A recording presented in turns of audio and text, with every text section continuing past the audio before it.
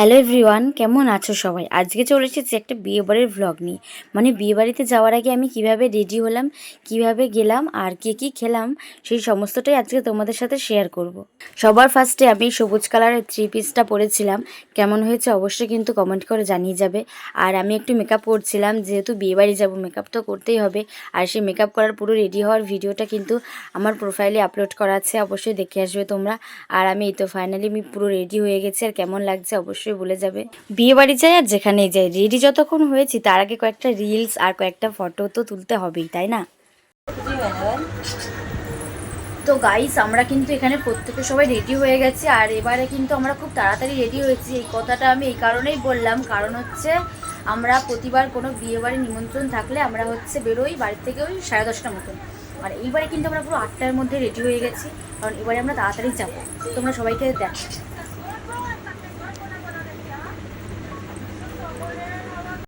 তো গাইস, এই ছিল আমাদের খাট আর ঘরের অবস্থা। মানে তোমরা দেখে বুঝতেই পারছো যে কতটা কি ছিটিয়ে রেখেছি আমরা ঘর আর খাটটা।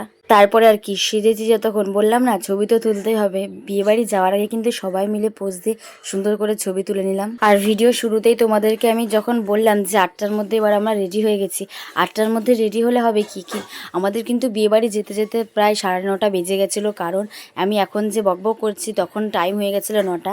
তো এবার আমরা বিয়েবাড়ি যাব। গাইস, বিয়েবাড়ি কিন্তু চলে এসেছি। আর বিয়েবাড়িতে গিয়ে দেখি খুব ভিড় আর খুব হই হট্টগোল, কান ঝালাপালা হয়ে যাচ্ছিলো, এত আওয়াজ চারিদিকে। তাই সব কিছু সহ্য না করতে পেরে চলে গেলাম ফুচকা খেতে। এদিকে আমি আর দিদি দাঁড়িয়ে পড়েছিলাম ফুচকা খেতে। যাই হোক, খুব গরমের মধ্যে কয়েকটা ফুচকা খেয়ে নিলাম।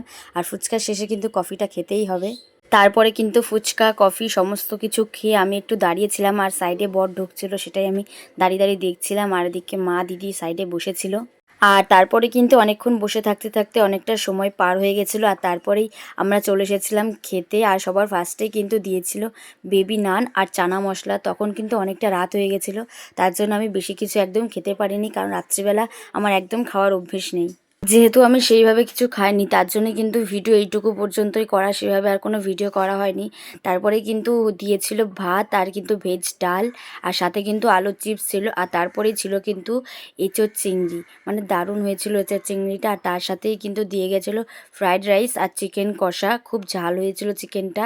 তারপরে দেখতেই পাচ্ছ আমার পাতের অবস্থাটা কতটা খারাপ। তারপরে মিষ্টি চাটনি পাঁপড় সমস্তটা একবারে দিয়ে দিয়েছিল। আমি না খেয়ে উঠে পড়েছিলাম। আর তারপরে বাইরে এসে কিন্তু আমি খাচ্ছিলাম দাঁড়িয়ে দাঁড়িয়ে আইসক্রিম। আর তারপরে আইসক্রিম খেয়ে একটু বসেছিলাম, মানে বসে বসে লোকজন দেখছিলাম, কন্যাযাত্রী সবাইকে দেখছিলাম। আর তারপরে আমার ড্রেসের সাথে এই জুতোটা কেমন লাগছিল অবশ্যই কিন্তু কমেন্টে জানাবে। তারপরে কি রাত্রিবেলা বাড়ি চলে এসেছিলাম। তো আজকের মতো ব্লগটা এই পর্যন্তই, দেখা হবে আবার পরের ভিডিওতে।